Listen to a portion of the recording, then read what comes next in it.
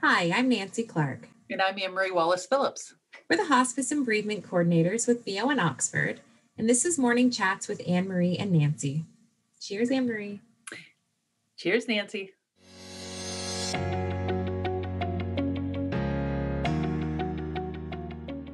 Thank you for rejoining us, and we are really hoping that you are enjoying our weekly morning chats. Today, we're going to talk about the importance of ongoing support. We have mentioned Dr. Alan Wolfelt at length in many of our previous morning chat videos. Dr. Wolfelt has written extensively about grief, bereavement, and mourning. He offers some of the most basic yet profound and accurate concepts about grief, including the need to receive ongoing support from others, which is what we're going to talk about today.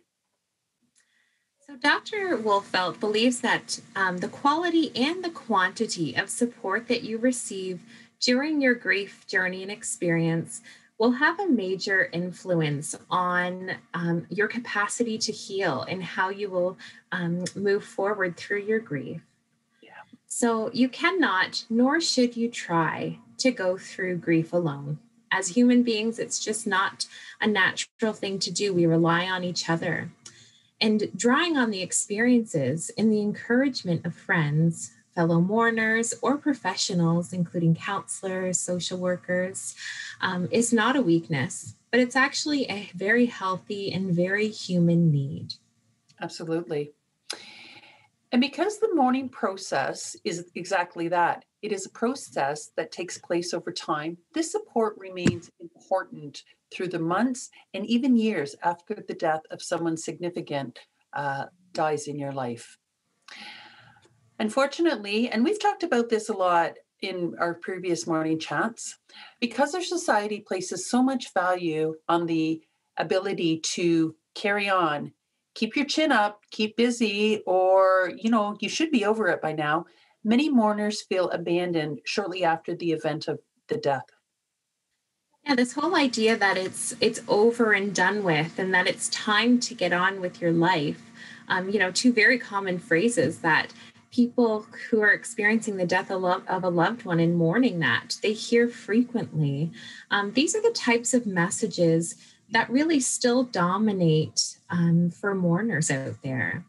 And obviously, these messages not only encourage you to deny your pain, but also to repress your normal and necessary feelings of grief and that experience, rather than express those feelings. And I think we have to remember grief is normal. It's a normal expression of losing somebody that we love die. So to be truly helpful, the people in your support system must appreciate the impact the death has had on you. They must also understand that in order to heal, you must be allowed or even encouraged to mourn long after the death. This includes being able to talk about your loved one over and over again and to share your stories, both the good and the bad.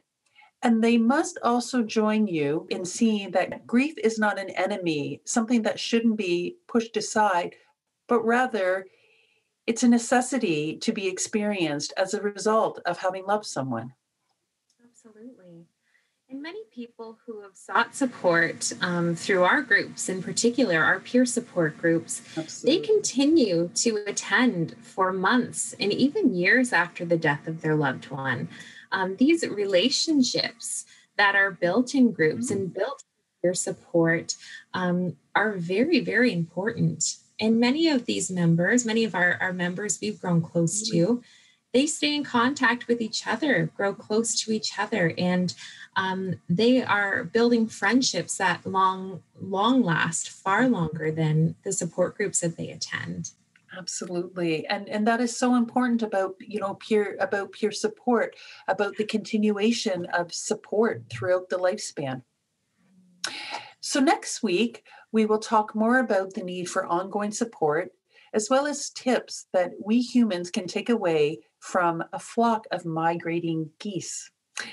Don't forget to join us again next Monday. For more information, feel free to reach out to either Anne-Marie or I by phone or email.